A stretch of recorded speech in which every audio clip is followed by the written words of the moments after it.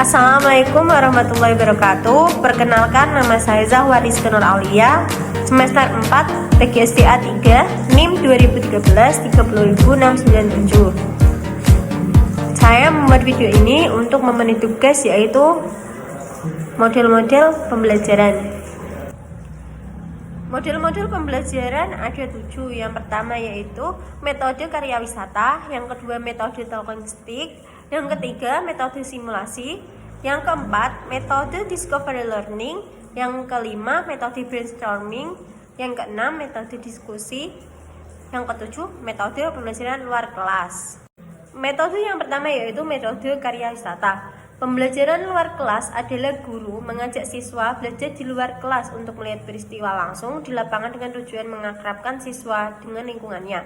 Melalui pembelajaran luar kelas, peran guru adalah sebagai motivator, artinya guru sebagai pemandu agar siswa belajar dengan aktif, kreatif, dan akrab dengan lingkungan.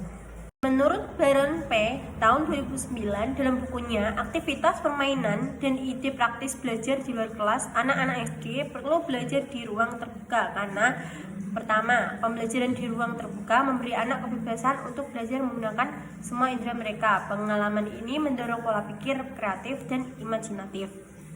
Yang kedua, pembelajaran di ruang terbuka membantu memperbaiki kemampuan belajar, perilaku, dan pemahaman anak dalam kelas. Yang ketiga, pembelajaran di ruang terbuka memberikan pengalaman belajar yang kuat. Pengalaman ini membantu anak mengembangkan hubungan dengan lingkungan dan alam sekitarnya. Yang keempat, pembelajaran di ruangan terbuka secara nyata berdampak positif pada rasa percaya diri, harga diri, dan pengendalian di anak. Yang kelima, belajar di ruang terbuka seringkali melibatkan banyak pengalaman praktis dan langsung. Semuanya ini sangat menguntungkan bagi pembelajar kinestetik, yaitu anak lebih cepat mempelajari sesuatu dengan mengerjakannya secara langsung. Yang keenam, belajar di ruang terbuka sangat menyenangkan bagi guru dan siswa. Pembelajaran outdoor selain untuk peningkatan kemampuan juga lebih bersifat untuk peningkatan aspek-aspek psikologi siswa seperti rasa senang dan rasa kebersamaan yang selanjutnya berdampak terhadap peningkatan motivasi belajar siswa.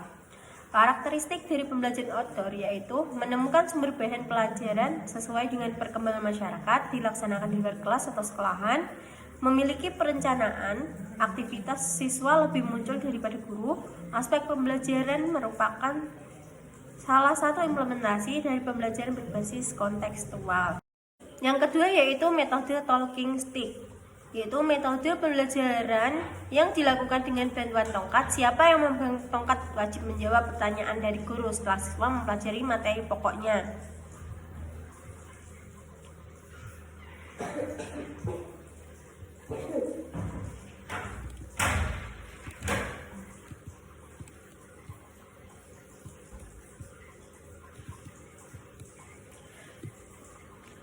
Pada metode pembelajaran ini dipergunakan guru dalam mencapai tujuan pembelajaran yang berorientasi pada terciptanya kondisi belajar melalui permainan tongkat yang diberikan dari satu siswa kepada siswa yang lainnya pada saat guru menjelaskan materi pelajaran dan selanjutnya mengajukan pertanyaan. Saat guru selesai mengajukan pertanyaan, maka siswa yang sedang memegang tongkat itulah yang memperoleh kesempatan untuk menjawab pertanyaan tersebut. Salah satu metode pembelajaran yang dapat meningkatkan hasil belajar siswa serta menuntut siswa untuk aktif dalam kegiatan pembelajaran yaitu metode talking stick. Yang ketiga yaitu metode simulasi. Simulasi adalah suatu teknik yang digunakan dalam semua sistem pengajaran, terutama dalam desain instruksional yang berorientasi pada tujuan-tujuan tingkah laku. Latihan-latihan keterampilan menuntut praktik yang dilaksanakan di dalam situasi kehidupan nyata, dalam pekerjaan tertentu, atau dalam situasi simulasi yang mengandung ciri-ciri situasi kehidupan senyatanya.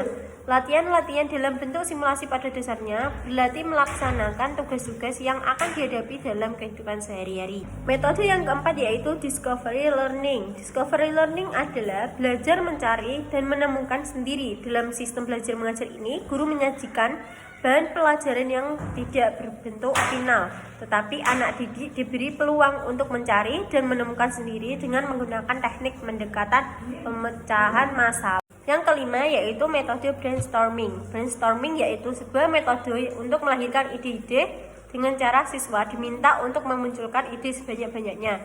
Ide yang disampaikan harus berhubungan dengan topik yang menjadi sumber untuk menjadikan petunjuk. Penerapan metode brainstorming bermanfaat yaitu siswa lebih aktif dan berpikir kreatif mengemukakan gagasan. Terkadang penggunaan metode brainstorming tidak berjalan sesuai rencana karena beberapa faktor, di antaranya peserta tidak memenuhi aturan yang telah ditetapkan. Misalnya yang pertama, memberi komentar terhadap ide yang dilontarkan oleh anggota kelompok. Yang kedua, siswa yang belum gilirannya sudah menyampaikan idenya. Dan yang ketiga, siswa tidak bisa melihat masalah dari berbagai sudut pandang. Selain itu, faktor non-teknis seperti rasa takut salah, kurang antusias, dan kurangnya kerjasama antar siswa, maka dalam proses kegiatan pembelajaran berlangsung, peranan guru sangat penting untuk kesuksesan pembelajarannya.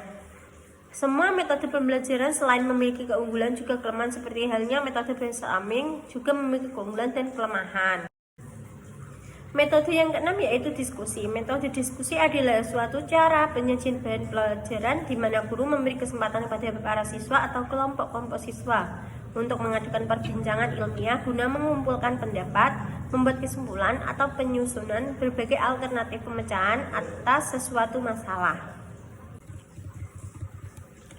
Dalam diskusi selalu ada suatu pokok yang dibicarakan. Dalam percakapan itu diharapkan para pembicara tidak menyimpang dari pokok pembicaraan.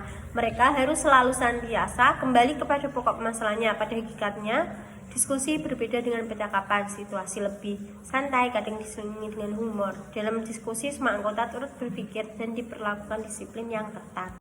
Metode pembelajaran luar kelas. Metode outdoor study atau metode di luar kelas adalah metode di mana guru mengajak siswa belajar di luar kelas untuk melihat peristiwa langsung di lapangan dengan tujuan mengakrabkan siswa dengan lingkungannya. Melalui outdoor study, lingkungan luar kelas dapat digunakan sebagai sumber belajar. Peran guru di sini adalah sebagai motivator, artinya guru sebagai pemandu agar siswa belajar secara aktif, kreatif, dan akrab dengan lingkungan.